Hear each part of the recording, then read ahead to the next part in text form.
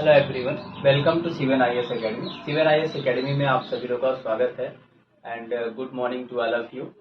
आज हम डिस्कस करेंगे वर्धमान महावीर के बारे में, जो जैन धर्म से संबंधित है। आप लोगों को पता होगा।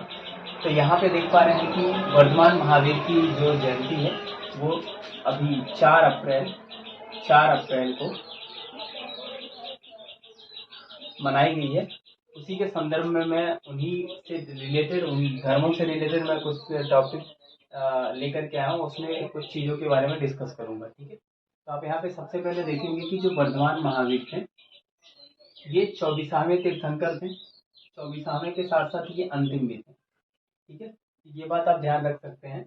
ये कई बार प्रश्न पूछ चुका है कि जैन धर्म के 24वें तीर्थंकर कौन थे या अंतिम तीर्थंकर कौन थे। तो दोनों केस में जो नाम आएगा वो जैन महावीर का आएगा। ठीक है, दूसरी बात है कि 23वें तीर्थंकर की भी बात अगर हम कर दें तो वो पार्श्वनाथ को माना जाता है, पार्श्वनाथ है। ठीक है, तो ये दो बातें यहाँ पे आप देख पा रहे हैं। उसके बाद अगर हम बात करेंगे महावीर जैन का जन्म कहाँ हुआ था और किससे संबंधित थे, उनके माता पिता कौन थे।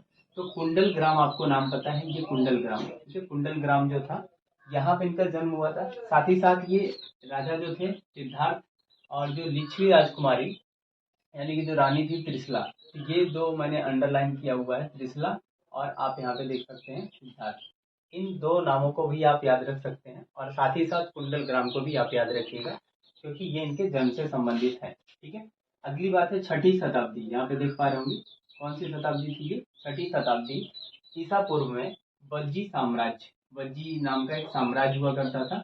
इसी वज्जी साम्राज्य जो वर्तमान में कहाँ पे पड़ता है, बिहार के वैशाली में पड़ता है। ठीक है, तो आप ये भी याद रख सकते हैं वो जगह कौन सा था या कौन से साम्राज्य से है। इसके बाद है इक्ष्वाकु जो वंश था, इनका जो वंश था वो किस वंश से थे, इक्ष्वाकु वंश से ये संबंधित थे। ठीक है, तो ये भी कई बार प्रश्न पूछा जाता है कि जो महावीर जैन थे वो किस वंश से संबंधित थे। तो आप यहाँ पे आंसर कर सकते हैं इक्ष्वाकु वंश। ठीक है, इसके बाद अगर हम आगे की बातें करें तो आध्यात्मिक जीवन जो इनका स्पिरिचुअल लाइफ था वो कब से स्टार्ट होता है। तो वो समय था 30 ईयर्स के, जब एज को ये इन्होंने पूरा किया था उसी टाइम में इन्होंने सांसारिक मोह माया से मुक्त हो लिया। ठीक है, यानी कि सांसारिक जो भी मोह माया था इससे ये अलग हट करके ये आध्यात्मिक जीवन का शुरुआत करते हैं। और 42 वर्ष की अवस्था में इनको कैवल्य मिलता है। जो जैन धर्म में है उसको हम मतलब जो सर्वज्ञता होती है, मतलब सभी चीजों का ज्ञान प्राप्त हो जाना या ज्ञान ही आप समझ सकते हैं, तो इसको कैवल्य के रूप में जाना जाता है। ठीक है, तो ये पॉइंट आप याद रख सकते हैं। या कैवल्य शब्द पूछ ले किससे संबंधित है तो भी आप बता सकते हैं कैवल्य जो है जैन धर्म से संबंधित है। इसके बाद अगर हम बात करें, ये एक पहला अपना उपदेश इन्होंने दिया हुआ था, कहाँ दिया हुआ था, पटना में, पटना के पावा में दिया हुआ। ठीक है, तो ये भी एक इम्पोर्टेंट फैक्ट है, आपको याद रखना चाहिए कि जो इनका पहला उपदेश था ये कहाँ पे था, पावा में था। इसी के साथ साथ मैं एक रिलेट करके क्वेश्चन भी आप लोगों से पूछना चाहूंगा और कमेंट सेक्शन में आंसर जरूर करिएगा कि जिस प्रकार से इनका पहला उपदेश, इनका मतलब महावीर जैन का पहला उपदेश कहाँ हुआ था, पावा में। पावा कहाँ पड़ता है, ये आप देखेंगे पटना में। ठीक है, तो इसी प्रकार से आप ये बताइए कि गौतम बुद्ध, ठीक है, गौतम बुद्ध जो बुद्ध धर्म से संबंधित है, उनका पहला उपदेश कहाँ पे हुआ था, किस जगह पे हुआ था, वो आप मुझे कमेंट सेक्शन में आंसर जरूर करिएगा, ये आपके लिए प्रश्न है। ठीक है, इसके बाद है महावीर का प्रतीक। महावीर जो जैन थे इनका प्रतीक क्या था, सिंह था, शेर था। इसी प्रकार से जितने भी तीर्थंकर हुए सारे तीर्थंकरों का अपना अपना अलग अलग क्या था, कुछ ना कुछ प्रतीक था। ठीक है, लेकिन आप इनके प्रतीक को याद रख सकते हैं, प्रतीक या संकेत जो भी कह लीजिए, ये सिंह था इनका। ठीक है, इसी के साथ साथ हम आगे बात करेंगे इनकी उपलब्धियां क्या थी या उपाधियां क्या थी। इनको किन किन उपाधियों के, माफी चाहूंगा, उपलब्धियां नहीं, यहाँ उपाधियां ही होंगी। उपाधियों में क्या क्या इनको मिला हुआ था, महावीर। महावीर का मतलब क्या होता है, महान नायक।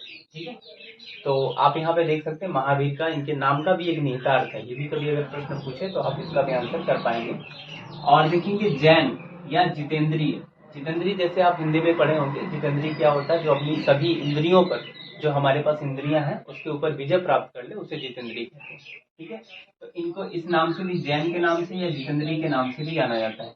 उसके बाद इनको निर्ग्रंथ के नाम से भी जाना जाता है। निर्ग्रंथ मतलब सभी बंधनों से मुक्त, जितने भी हर्डल्स हैं, ऑब्स्टेकल्स हैं, उन सभी से ये मुक्त है, विरक्त है। ठीक है, इसके बाद अगर हम इनकी शिक्षाओं के बारे में बात करें, शिक्षाएं क्या या जैन आगम क्या था, तो उसमें आप देखेंगे इन्होंने क्या बात कहा, अहिंसा, यानी कि आप हिंसा ना करो। अहिंसा का क्या मतलब होगा, हिंसा न करना, ठीक है।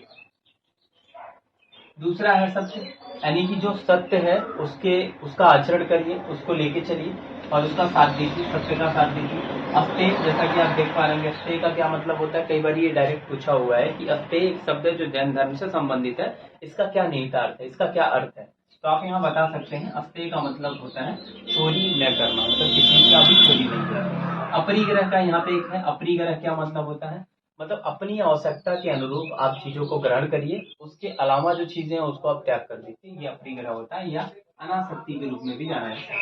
अगली बात है जो ब्रह्मचर्य या पवित्रता के रूप में जाना जाता है, वो आप देख पा रहे हैं, इसको खुद महावीर जैन ने ही प्रतिपादित किया था, यानी कि इस कॉन्सेप्ट को, ब्रह्मचर्य को इसमें इंक्लूड करने का काम किसने किया, महावीर जैन ने किया था। इसी के साथ साथ आप यहाँ पे देखेंगे इनकी जो मतलब मृत्यु के बारे में पहले देखेंगे, फिर हम जो नोट है उसको देखेंगे।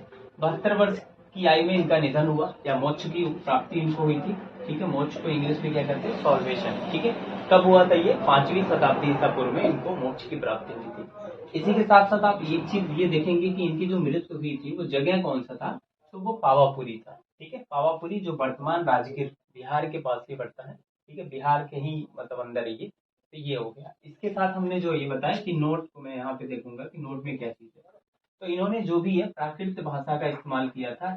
इनके साथ साथ महावीर और उनके शिष्यों ने भी आम लोगों को जो ज्ञान दे रहे थे तो उनको प्राकृत भाषा में ही समझा रहे थे, ठीक है।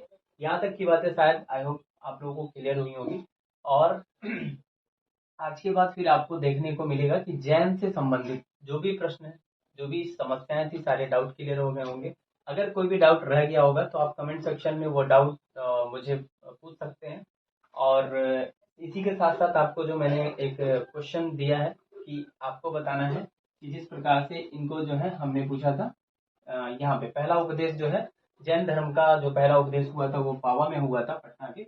उसी तरीके से बौद्ध धर्म का पहला उपदेश मतलब गौतम बुद्ध ने कहाँ दिया था, ये आप कमेंट सेक्शन में आंसर करेंगे। इसी के साथ साथ मैं सेशन को यहीं पे एंड करूंगा। और जो भी आपके प्रश्न होंगे, जो भी आपके सुझाव होंगे, वो आप जो है कमेंट सेक्शन में मुझे बता सकते हैं, कह सकते हैं। एंड इसी के साथ साथ मैं यहीं पे ख़त्म करता हूँ इस वीडियो को। Please do like, share and subscribe my channel. Thank you so much and thank you to all of my dear viewers. Thank you.